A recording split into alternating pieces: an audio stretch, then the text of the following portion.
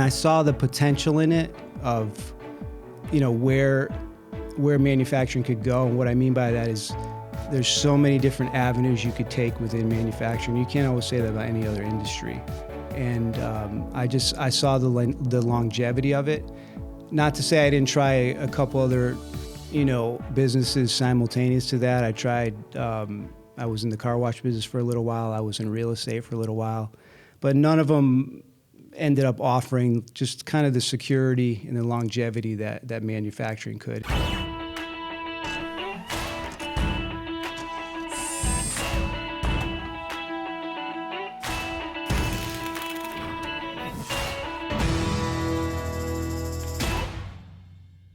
Just a quick reminder for you to like, subscribe, and rate this podcast so we can get your feedback and know how to make it better. Hey, it's Ari. Welcome to another episode of the Made in America podcast.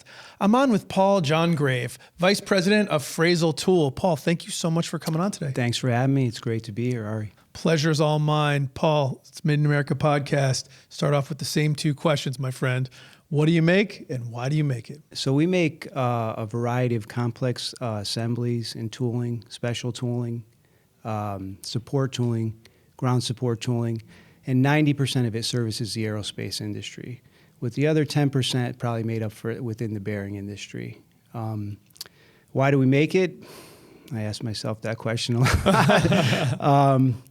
We make it because I think of the proximity to some really great OEMs in Connecticut, particularly you have Pratt & Whitney, Sikorsky, GE's local, Boeing to some degree. We really wanted to focus our core competency in the business around tooling that could support those suppliers, because obviously we'd have a proximity advantage. Mm-hmm. And the complexity of the tooling is another reason why. I think it's the fact that it's so difficult to make this tooling, these complex assemblies. It makes it a little bit more robust to competition. The barrier to entry as a supplier is a little bit more difficult. And if you're in it and you're already an established supplier, that's a good thing. So, yeah. Those are a few of the reasons. That's really cool, man. And this got a really interesting startup story. You got some family situation going on in there. We'd love to talk a little bit about what exactly tooling is, and I want to get into all that. Yeah. But before we get into all that, Paul, maybe talk a little bit about how you got into manufacturing and why it's something that's sort of like been something you've been passionate about and doing for all these years. So I actually went to school for economics, right? But my father opened the shop in 1972. And at that time, he was servicing local bearing manufacturers around the area. We had New Departure, Ena Bearing, Timken, Barden, for example. And that business, Fafner. And those OEMs supported a lot of the local supply base. And at the time, he made ID/OD form tooling. Now, myself as a kid, I was always around the shop, and my brother and I, we started out sweeping the floor, doing deliveries, and we didn't really do formal apprenticeships like you see today, but my father's employees were kind of our mentors, so we did apprenticeships to them. So how did I learn a Bridgeport, or how did I learn a lathe machine, or a surface grinder, was through these employees. And I saw the potential in it of, where manufacturing could go. And what I mean by that is there's so many different avenues you could take within manufacturing. You can't always say that about any other industry. And I saw the longevity of it. Not to say I didn't try a couple other, businesses simultaneous to that. I tried, I was in the car wash business for a little while. I was in real estate for a little while. But none of them ended up offering just kind of the security and the longevity that manufacturing could. And we were already an established business. It was just a matter of realigning and taking a different direction for our company. Taking another direction than where it had been before. Yeah. So why economics initially? I wanted to learn about money, I think, right? Ask a basic question, get a straightforward answer. I think, I wasn't always sold that I would end up in the shop or facility back then. But when I got out and I got into the real world and I saw what was out there, I saw that was my best opportunity to move forward. So did you come back pretty soon after school? Yeah, I would say within a year or two. I was there, and like I said, simultaneous to that, I was, trying different businesses and exploring just entrepreneurial, avenues that a lot of them didn't work out. And I think sometimes you have to fail to know where you belong to some degree. Well, dude, that's the best way to learn, right? Yeah. Is to especially try when you're young, you know what I mean? Yeah. Like a lot less to lose, so you can take a lot stronger bets. So it's funny, I know originally looked up your story. Your dad started the business in a garage, which you and I joked about. It's not just the computer guys in Silicon Valley that started out in a garage. Yeah. Do you remember the business in the garage? No, because he started in 72, so I was born in 74. So he was only there a few years. I shouldn't say that. I do vaguely remember being in it. I don't, not too much, but I do have vague memories of them being in there. And, he was an Italian immigrant, and he worked he was a toolmaker himself, and he worked for a local manufacturer and just decided to take his shot. And he did well with it, and I always gave him a lot of credit because he didn't speak English very well. And so, he had to go out and sell and let people know who he was, and he did a good job at it. Yeah, I sure did. I mean, look how far it's come. So something I think we talk about and we glance around on this podcast a lot, but there's a lot of listeners out there that aren't, that maybe aren't deeply in manufacturing and are interested to hear about it. And we talk a lot about tool makers, but I don't know that everyone knows exactly what a tool maker is. And I thought it's a good opportunity for you to maybe educate folks that don't know, like, what is a tool maker? So, it's funny you say that, because when the general public hears that term, a lot of times they think, well, what do you make, screwdrivers or hammers? And it's nothing like that.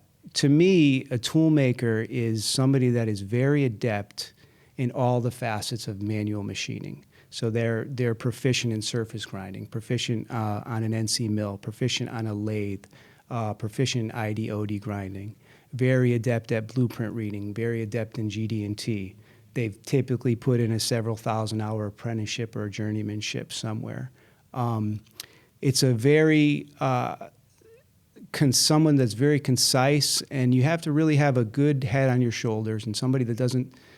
You have to have the ability, the level of intelligence to not make a lot of mistakes, because it's not like carpentry, for example, where if you cut a piece of wood too short, you can just shim it. Well, if you cut a piece of stock too short, and you're typically throwing that out or scrapping the whole job.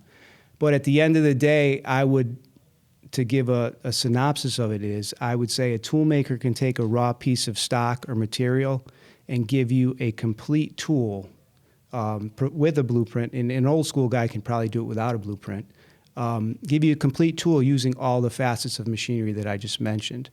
Where that differs from a CNC machinist, where they can't. They're a little bit more specialized, right? So, a tool maker can basically make anything if they have the right. What's the kind of the role for people that don't maybe understand? What's the role of the tool maker in the manufacturing process? It can be from start to finish. It depends on what you make. In my business, it's from start to finish, or a lot of times they're making a complete component. They're making a complete component of a much larger assembly. If they're in an aerospace parts manufacturer's facility, they're making a fixture or a holder or a work holding device that they may use in their production process. But they can be involved from start to finish. And I always say, if you can learn the trade of tool making, you can go in so many different directions within manufacturing. And what I mean by that is, if you want to go into quality, if you want to go into process engineering or process planning or CNC machining or Mastercam or CNC programming, you already have that solid foundation that others that try to jump ahead of that won't have. Right. And you can basically do, and I've named a few, I'm sure there's many more that you can just catapult yourself into from there. So when you're working with a customer like Sikorsky, like, what do they come to you to make? We're making ground support tooling. It's typically tooling that assists in the overhaul of like their engine or their aircraft within the helicopters. So you're doing like ground support tooling. You're talking about the thing that holds a piece of equipment while it's being maintained? Yeah, it's lifting devices, extracting devices, pullers, knockers, Typically, hydraulics are built into it. It's a lot of assisting type devices for engines that are on the ground, like aftermarket or in MRO facilities. So they bring it in for overhaul, that needs to be worked on. They need specific tools that can reach or get in a specific area of the aircraft that, a conventional wrench can't reach, for example. It has to be specifically designed. So you're making essentially custom tools to do custom work? Exactly. And every piece is essentially bespoke? Yes. So like, what's the volume look like? Like what's an order? It's always low quantity, so we don't do any production. So our orders are typically 1, 2, 3. If we see 10, that's production to us, right? A lot of that, a lot of the details surrounding like how you make those tools or how you support those tools is much different than the way production is like handled. Like production, they make widgets A, B, and C, so they can refine their processes a little bit easier than us. Us making, a one-off tool for, say, Sikorsky, we have to make money on that tool on that first go-around because we may never see it again. So it's much different than, production or the parts world per se. So what's it like to work at Frasel then? I think it's a great place. It's a high energy place. The world of tooling in and of itself is feast or famine. A lot of times orders come in and you're working late and you're working long hours, and then other times it gets slow and you got to figure out how to get lean. But I think we have a good crew. We're just under 30 employees. We hover between 25 and 30 for the most part. But everyone that works for us is very accomplished at what they do, whether they're a CNC machinist or a toolmaker. We really only hire level A players because typically it doesn't work. We need those guys that can hit the ground running and like come in and just start working like right away. And we find them, but it's hard. It's hard. So, I mean, it's interesting, right? When most people think of manufacturing, they think of more production level stuff, right? Turning out lots and lots of items. But this is a totally different type of an approach, right? We got to make things, but we're making sort of custom low quantity things at all times. And it seems like so that sort of seems like that's why it requires a little bit of a higher level. Is that what we're kind of? Yes, it does. It's because, like I said, you get one shot at tools a lot of times. So if you buy, a bunch of material and, it's done wrong that first time, you've typically lost money on that job. Where in the parts world, for example, they look to refine, and sometimes they don't make money on the first go-around of that first run of parts, but they know they will on the second and third because it's going to repeat. Right. We don't get that opportunity. Like our contracts with OEMs are spend agreements. We don't know what tools we're going to get, but we know that what volume dollar-wise we'll see. No kidding. Yeah, so it's a little bit different. And so do they just like call you up and they're just sort of say like, hey, Paul, we got this thing, we don't know how to reach it? Like how does the relationship work? What is the... Well, we don't do any engineering or any design. Okay. So their designs are given to us. So their blueprints are made. So their engineering side typically does that. So they know what kind of tool they need. They just need someone to make it. So we're not on that side of design at all. Does it ever come in that because I've certainly heard an experience where an engineer can engineer something and draw almost anything on CAD, but then someone actually has to make it into something real. Yeah, does it ever happen where you get it and you're like, this can't actually be made? Yeah, there's a huge disconnect between engineering and even within your own facility a lot of times between engineering and the floor. But yeah, there's a lot of I won't call them mistakes, but a lot of like engineering designs that just simply won't work. Either it's a material thing or a heat treat thing that's not to spec. The problem with the OEMs is that getting that stuff to get changed to the right way, there's a lot of red tape involved in that, and oftentimes that takes longer than it should. Today, years ago, it used to be hey, Joe, can you make this change? And you could get it done. But today, a lot of time is lost when those engineering mistakes are made. And to them, it's not a mistake, but on the other side of it, you're saying, well, that's just not going to work. You just can't make that. You right? can't just make that like that. That's not going to. So in that relationship, that's where you kind of got to go back and work through some of those challenges. And so you're relying on the experience of your team to realize, looking at the blueprints, saying, hey, man, we're not going to be able to make that. Yeah, and the OEM, quite frankly, is too. I think what's changed is years ago, on the procurement side of things with the OEMs, you would see that they had more guys that were on the ground floor, so to speak, in procurement or their buyers, and they knew more how the tool worked or how it should work. And today it's just not like that. They rely on the suppliers, us, to help them with those things. I think those tenured employees that were at the OEMs, a lot of them have exited or are close to exiting now. There's still a few left, but it's not the trend that I'm seeing moving forward. So does that put you as a supplier in kind of a better, more high value position then? It definitely does. Because now you're adding more than just doing what they say. You're actually helping to, so you're not maybe not be engineering per se, but you're helping solve problems. Exactly. It definitely does. And they expect that from you, but once you show that you can do it, you've really proven your value to them. And that's kind of our niche. I mean, we will assist with project management as well and basically say, we're here, we'll help you. What do you need? We can get it done for you.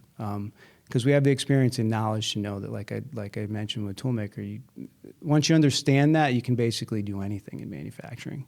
So what's someone who makes a good toolmaker? When you're looking at employees, like what's someone, I mean, you said you want someone with experience. Where are they coming from? What do they do? What do they look like? Sometimes they're coming from the schools, but typically someone right out of school wouldn't have the experience to like excel right away in our shop. What I look for specifically a lot of times is someone that has worked at a toolmaker at another shop or an OEM for a long amount of time, right? They haven't jumped. I like to look at a resume and say, okay, they've been a few places, they've garnered some experience, but not every year, right? Mm-hmm. Yeah. So I like to see that they stayed at a place for a while. But to answer that question, I can typically tell within the first 10 minutes of a conversation if the guy or gal is going to be a good fit for us, just by the way that they talk, the lingo that's used. If we walk on a shop floor and I show them a blueprint and they say that they can make it, and I say, how are you going to make it? And they say, well, I'm going to do this, this, this, and that. They pretty much have me sold at that point. And then we typically would do a follow-up like test on a machine in a follow-up interview just to validate that. But I can typically tell if someone's going to be good in the first few minutes of a conversation. And are they typically somebody in your shop? Are they typically, when they're working, building a tool out, is that something you do by yourself? Are you working generally with other folks to make it happen? Like what's sort of the... So let's say if we have a multi-component assembly, each component has its own traveler that travels throughout the shop or outside of our shop. And so a tool maker may be making one component, a CNC machinist may be making another, and say somebody in additive outside of our shop, because we don't have additive internally, might be making another. And that would all come together in assembly, be put together, has to fit, form, function, run through quality, and then goes out the door. So a lot of times they're making standalone components. So if it's a complete assembly, I think the old way is you would give that stack of prints to your tool maker and say, go make this, here's the material. We don't do it like that. We break it off into individual drawings, so they're making individual components. And then it comes together at the end, yeah. So what is like Toolmaker, we've talked a lot about manufacturing jobs that pay well. Where does that fall kind of in the stack, and how do people doing a career doing tool making? They do really well. I mean, you're upwards of, with overtime, 6 figures, and if you're good at what you could do, you can easily get into a tool lead position or a tool manager position, an assembly lead position. It's a well-paying job. And I think the benefits are good, but among other things, I think the longevity of the position, like once you decide to go into that career and you decide that you want to do well and excel and advance yourself, you're going to have a job for life, whether you're at one place or another. Someone will always be looking for you. I know that much, because we're looking all the time, and as well as my competitors and partners are too. Really? Yeah. Where do you're looking for somebody, it sounds like you're looking for people that are difficult to find. Is that there's just not a big supply out there? There's a big demand, combination? It is a combination, particularly now. I think there's been I know that we're investing back into it with the technical schools and stuff, but between the time of like what's going on now, they call like the silver tsunami, where the older gentlemen are exiting and the younger, I think there's like a 20-year gap in there of where, a lot wasn't invested into manufacturing and tool making and machining, or a lot of people didn't go into it, I should say. And we're starting to see that now. There just doesn't seem to be just the availability of employees out there, particularly in manufacturing. Yeah, I mean, that's the classic gap, right? Yeah. The people was like probably that like late 80s, and for 20 years, not a lot of people going in. Yeah. But that does seem to have turned around. I think there's a lot more, seems excitement and energy around it. Are you seeing that or feeling that? Yeah, I am. It's just like we needed it yesterday. So it's going to start to bear fruit, I think. For some shops, it's easier than others. Like I said, we make very technical and difficult products and tools. So we need those players that are just at that kind of next level that can consistently do it without making mistakes. And they are there. They are there in the younger generation, but there's no substitute for experience. Like if you come out in a technical school and you're in there to be a tool maker, you still need that time on the job to experience metals. That's sort of the classic chicken and egg, right? If everybody wants an experienced tool maker, somebody's got to be the first one in to give them the experience, True, right? true. I mean, because someone can't get experience unless they start. So how do you close that gap? True.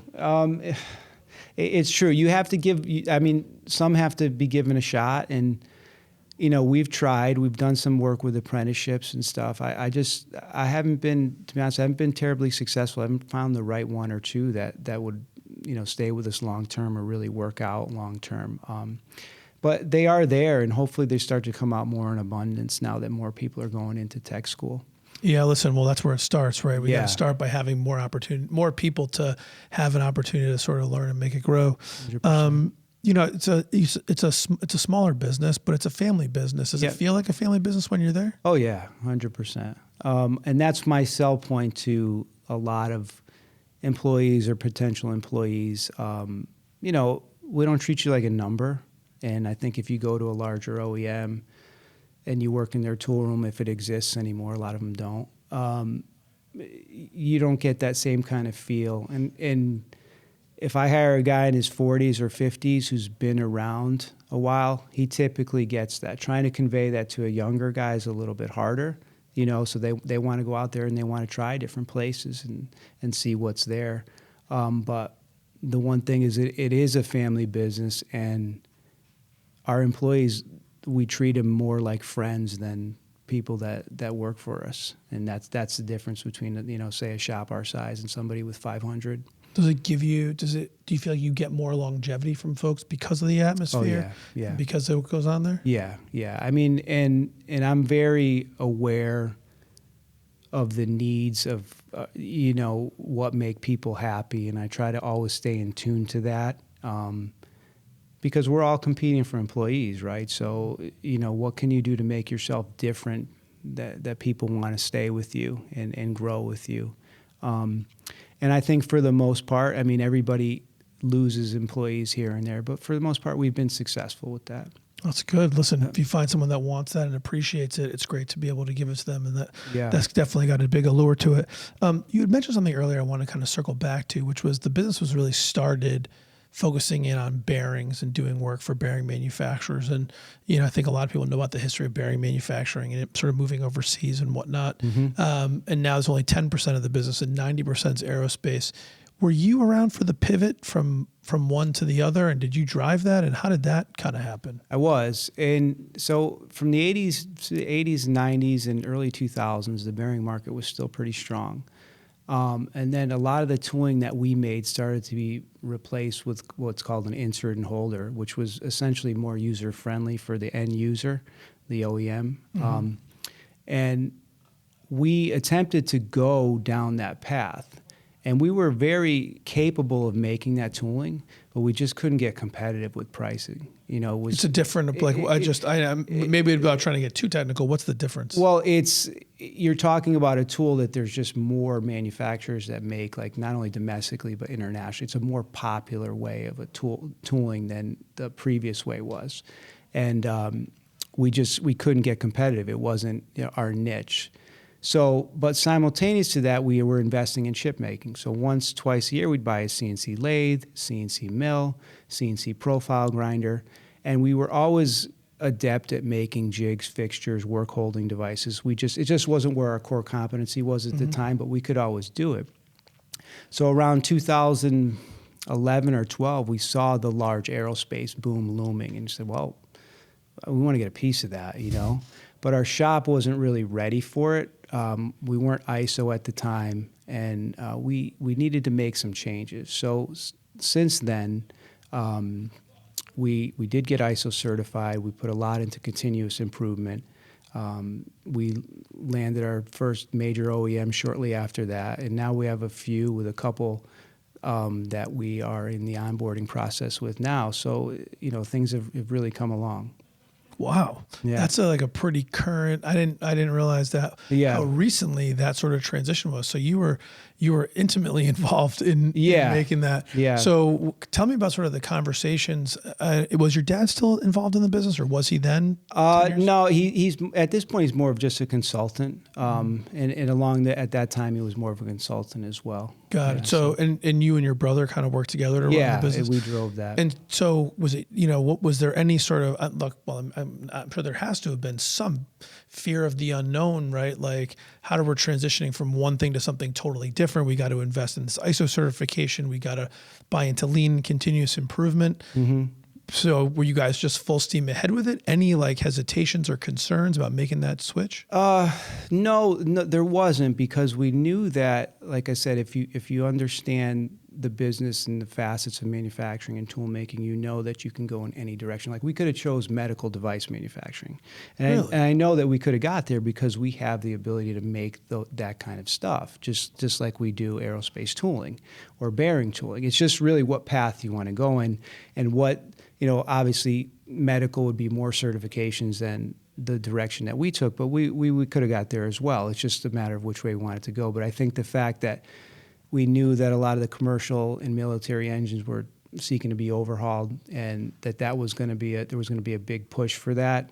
It looked like a good direction to go in. And then COVID. Well, you know, black swan events come as they come. Yeah. So talking about the aerospace, you know, I love how you just sort of slid out there. Well, we landed in an OEM. We've got some other OEMs we're onboarding.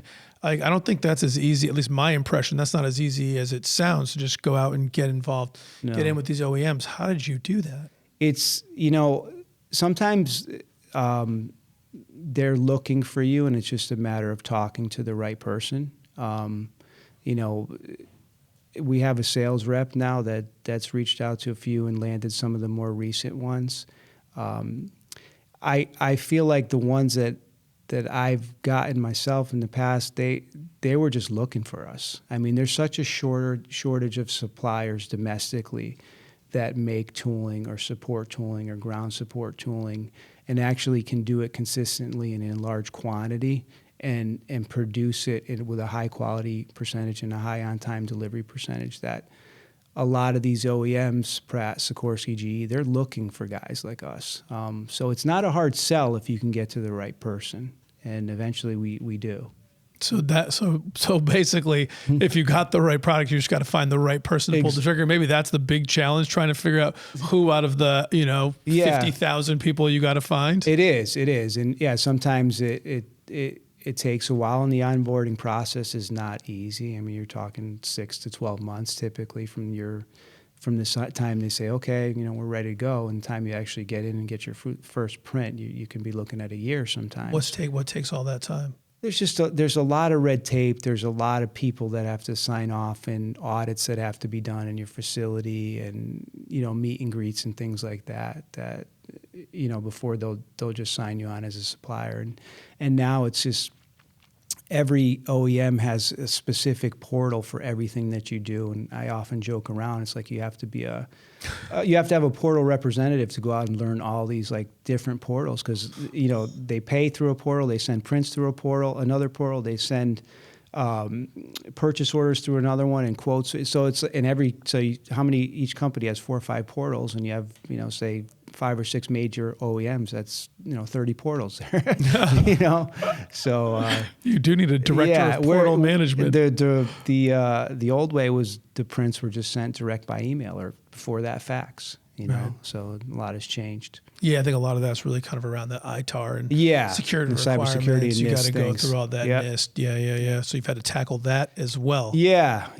I think that everyone in manufacturing, that's on their in their forefront of thinking right now and on their plate, and it won't be long before all OEMs are requesting that you have a NIST score and are continuously improving in that area. It's a big push for it right now. In Connecticut as well, I'm seeing too. Yeah. Where are you seeing that? And do you think it's important, just a hassle? Like, kind of, how do you think about all that? I don't think it's a hassle. I think it's, when you're going through it, it seems like a hassle, but you do learn a lot, and it does teach you a lot about your vulnerabilities, like that, you're typically not thinking of. And, I know that like Connecticut has some grants out there right now that they're offering for that, so they recognize it as well. But I think the OEMs you're going to see in the next few years are going to require that before and actually not let you do business with them anymore until you have it. Yeah, look, it just seems to me, and obviously I'm in the space, so I see it from that angle as well, but it just seems to me sort of the next logical progression. We've been working on continuous improvement in the manufacturing process and leading that out, but I think, today making sure that we're doing the same with our IT processes from a cybersecurity and a management perspective is just sort of part of the drill. Yeah, and it can be daunting because it's constantly changing, and you really have to keep your thumb on it. And a lot of it, as business owners or your executive team, you don't always understand it. Hopefully your IT company can bridge the gap for you, but it can be daunting. It is constantly changing and updating, and the vulnerabilities are constantly changing as well. Got to meet that customer demand. Yeah. So Paul, what does the future look like? You guys sticking with the aerospace? What does the next few years, for Frasel look like? I think we will. I think, like I said, we're constantly trying to score those new OEMs, and right now we have a couple large ones that we're right about to complete the onboarding process with. And I think the next several years in our aerospace looks like it's going to continue that trend, not minus COVID, like we just said. I think that trend is going to continue upward for the next, 4, 5, 10 years, and hopefully longer. Yeah. Well, listen. Well, a lot of that's a big part of what we do around Connecticut, and certainly a big part of what we do in the United States too. So I certainly hope that's the case. Well, Paul, I'm going to flip us over to rapid fire round of questions. Start wrapping us up. You ready? Yeah. Good. All right, man. Here we go. Red Sox or Yankees? Red Sox. Nice. Starbucks or Dunkin'? Starbucks. Staycation or exotic destination? I'll go with staycation. iPhone or Android? iPhone. Sports car or SUV? SUV. You got a favorite business book? Not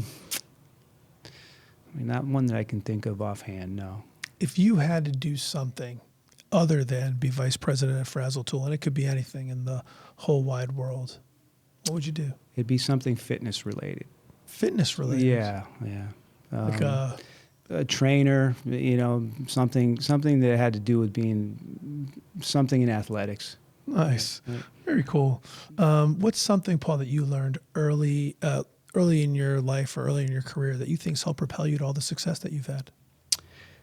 To never give up, never stop. Like I learned that early, but in the latter stages after I've had, some personal failures in other industries, that if you learn to never quit, to never give up, and I know it sounds like such a cliche, but it's really not. You will find success if you just keep getting up every morning and just going. Just keep showing up, like they say, and that's it's so true. I don't care what you do, and you can apply it to all facets of your life. Because I feel like most people want to make excuses. Just don't be one of those people. That's I love that. What's something that you learned later in your life or later in your career that if you could go back and tell young Paul, and if he'd listen to you, you think it'd make a real positive impact on his life? I think I mentioned earlier, some of the business, other businesses that I in that didn't necessarily fail but didn't go too well. I would tell the younger version of me to listen to those elders that told me at the time, hey, don't do it, stick to what you know. Things like that, and you always say, well, that's not going to be me, but, But it was. you should have taken that advice. I think I would say that. I think I should have listened to some of the advice that, other people who had been there and done that had given to me. Yeah, man, I know I usually am not supposed to follow up on these rapid fires, but I am going to follow up on this one for a little bit because I think two things were really interesting there. One thing is, I love the idea of listening to the people that have been there before. Mm-hmm. When we ask, it's not, we got to not listen to people that have never been there before, Yeah. but for people that have been there, you're so right to listen. And I wonder, maybe another kind of lesson learned here is like, you had something good that you were enjoying doing. Why do you think your eye wandered, that you were tempted to try something else? Like, what was going on that made that? 2 words, passive income. And I don't think that really exists too much. Like, people say, well, I want something that generates passive income. And the 2 things that I chose, allegedly did, but they don't. It's not. There's no such. I don't really believe there's too many things that are passive, right? You get into it, and unless you're giving it 110%, it's typically not making money for you. And sometimes you're putting that 110% into the wrong thing, So just work smart, is what I learned, and stick to what you know. Right. Dude, that's awesome, man. I hope a lot of people pay attention to that. I've learned the same lesson myself. So, Paul, thank you so much for coming on. It was really interesting talking to you, and I'm really happy we got a lot of information out there on Toolmakers, and wishing you and your brother and the whole Frasel team a lot of success. Likewise. Thank you. Made in America with Ari Santiago is brought to you by CompassMSP. Thanks for listening and spending some time with me today. My goal is to help build a strong manufacturing community, and it would be impossible to do without all of you.